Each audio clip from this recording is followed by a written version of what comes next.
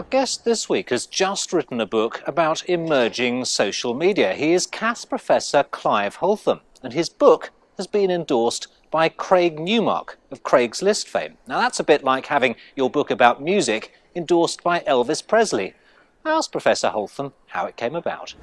Well, since the book was published, we've put quite a lot of effort into promoting it through online communities, websites and so on, so we're very pleased that it's reached the attention of some movers and shakers. So what's your book about? The book is about how Web 2 technologies can be used to support and accelerate social change.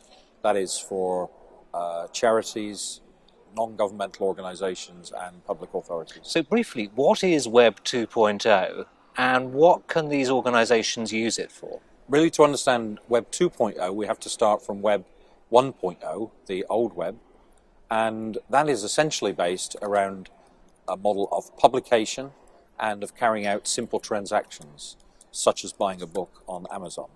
So pretty much for the first 10 years of the web, since 1993, that was Web 1.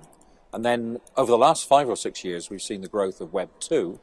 And Web 2 is very much about anybody creating material, anybody sharing that, possibly with large numbers of other people, and anybody remixing that material, taking a little piece from here, a little bit from there, mixing it together and creating new output. What's the number one lesson? What should people who want to set out on this journey make sure that they do? The number one barrier to being successful in Web 2 in any organisation, large or small, is mindset.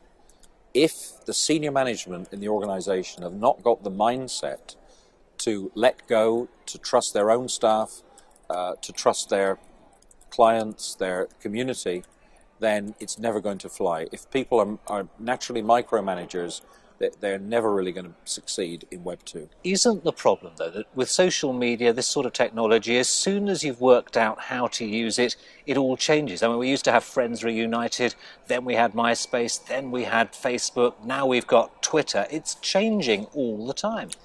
Well, the first point to make is that we're looking at organisational use, and that will often involve selecting a specific piece of software, not Facebook, MySpace and so on, which you're probably going to retain for a period of time. It also means using multiple tools.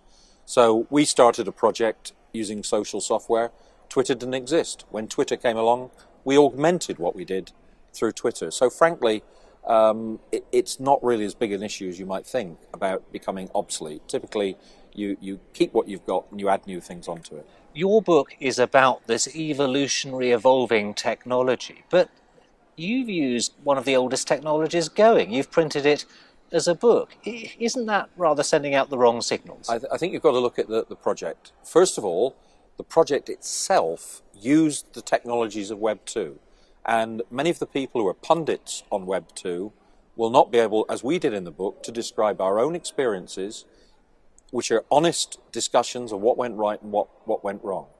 So we rather aggressively, if you like, used the digital technologies all the way through the project. But that's not to say that we ignored paper. Paper at certain points in our production of the publication was very important.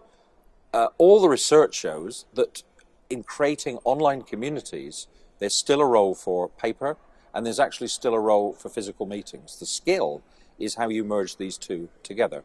Our book is available free by download, and it's also available by print on demand. So if you were, for example, tonight to order one, a physical one, it would be printed in the UK or Belgium and sent to you through the mail on demand. It's not a case of being in a warehouse. So even the printing model that we've got is a 21st century printing model. So if I don't want to buy the book, I can simply go to your website and download it? Not only is the book itself free, downloadable, it's subject to the Creative Commons license.